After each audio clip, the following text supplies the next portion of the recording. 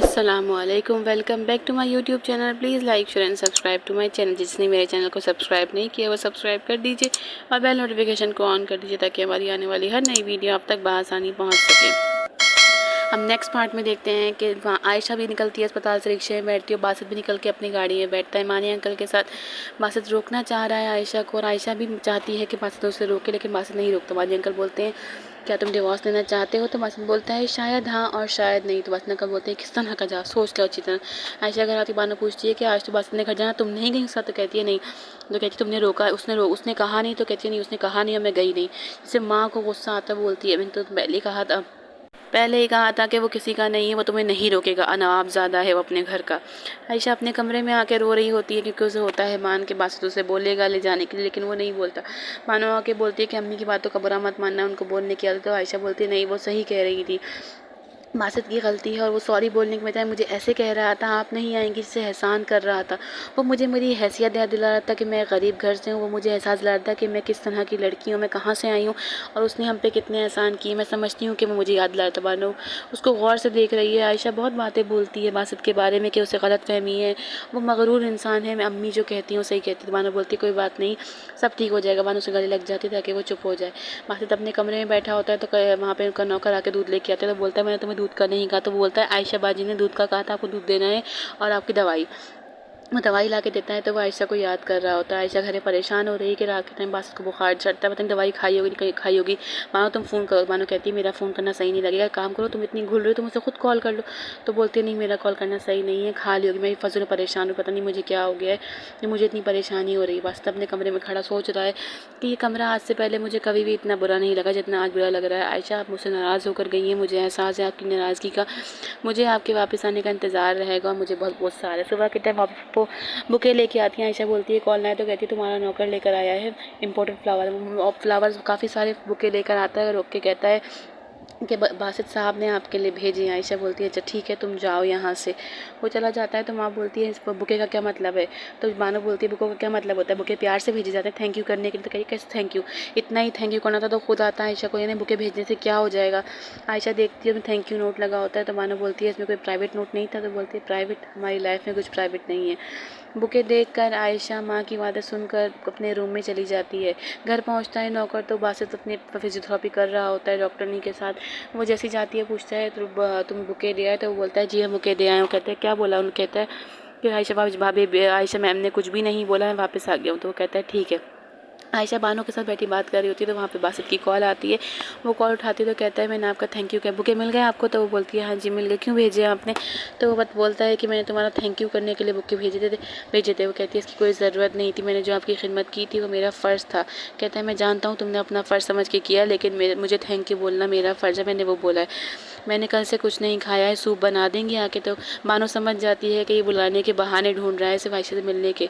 वहाँ पे मानी अंकल आए हुए होते हैं, बात कर रहे होते हैं। वो पूछते हैं कि तुमने डिवोर्स के बारे में क्या सोचा, डिवोर्स का नोटिस भेजना है? आयशा को इस बात में बोलता है फ़िलहाल अभी नहीं, अभी कुछ टाइम के लिए रुक जाए।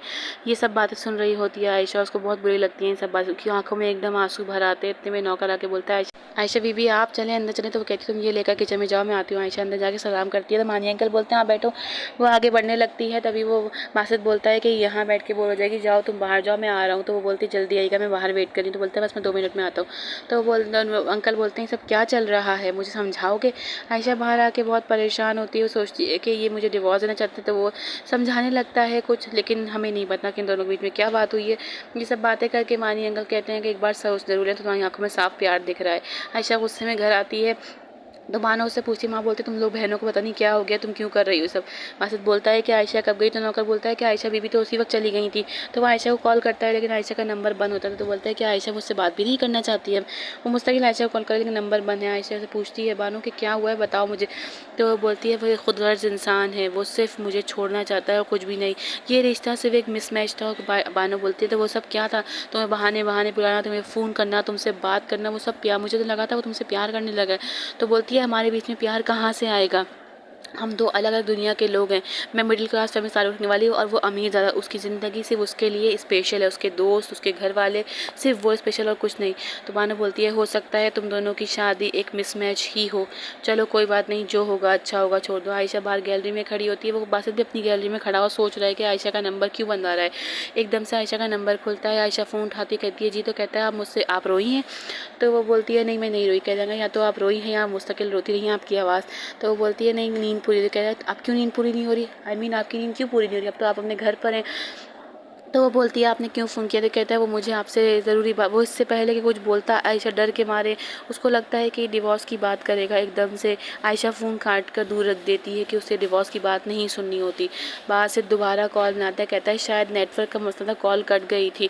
तो आयशा बोलती है हाँ शायद नेटवर्क का ही मसला था इसलिए कॉल कट गई थी। बोले तो वो बोलता है कि जैसे दोबारा बोलने लगता है आयशा दोबारा कॉल काट दी। मैसेज करता है क्या हम कल मिल सकते हैं। जिसे बोलती है आयशा बोलती है ऑफ कोर्स हम कल मिल सकते हैं। मासूद खुश होता है कि हम कल मिलेंगे। तैयार होकर जा रही। बानो बोलती है अब क्यों जा रही। तो कह रही मैं उसके मुंह से सुनना चाहती हूँ कि मुझे छोड़ना चाहता है। आज साफ साफ बात करूँगी, छोड़ना है तो छोड़ो, डिवोर्स दे दो, बात ख़त्म करो। जैसे माँ के बोलती है सही कह रही है आयशा, जो भी फैसला इन दोनों को सामने बैठ के करना होगा। इस तरह पीठ पीछे से कुछ भी नहीं हो सकता। जो बात करनी है सामने बैठो और इस मसले को ख़त्म करो। क्या सारी ज़िंदगी उसके नाम पे बैठी रहोगी। तो वो आयशा वहाँ से चली जाती। बानो परेशान हो रही है आयशा के लिए कि आयशा का अब क्या होगा। आयशा घर पहुँचती है।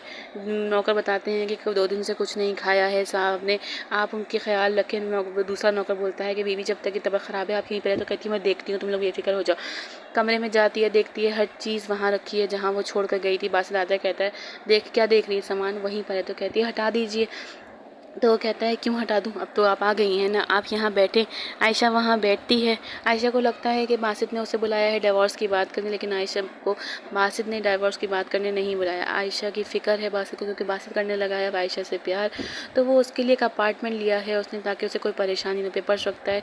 तो आयशा बोलती है मैं समझ रही हूँ ये क्या है, लेकिन मैं आपके मुँह से सुनना चाहती हूँ। कहता है मैं आपके मुँह से सुनना चाहता हूँ, आप क्या समझ रही हैं। कहती है मेरी समझ को छोड़े, मैं जो भी समझ रही हूँ, लेकिन आप मुझे ये बताएं कि आप क्या चाहते हैं। तो वो बोलता है मैं ये एक अपार्टमेंट है। ये बात सुनते ही आयशा एकदम गुस्से से पागल हो गई, बाहर निकलती है। बासित बोलता है क्या। वो कहती है आप एक मटेरियलिस्टिक इंसान है जिसके लिए चीज़ें मायने रखती हैं, इंसान नहीं। ये बात कह के आयशा वहाँ से रोती हुई निकल जाती है। घर के अंदर दाखिल हुई है बासित की कोई फ्रेंड, जो कि आयशा को देख के बोलती है कि मैं बासित की फ्रेंड हूँ। बासित घर पे। तो आयशा बोलती है उनका घर है तो वही घर पे होंगे, आप कौन। तो आयशा बोलती है, वो लड़की बोलती है कि मैं बासित की दोस्त।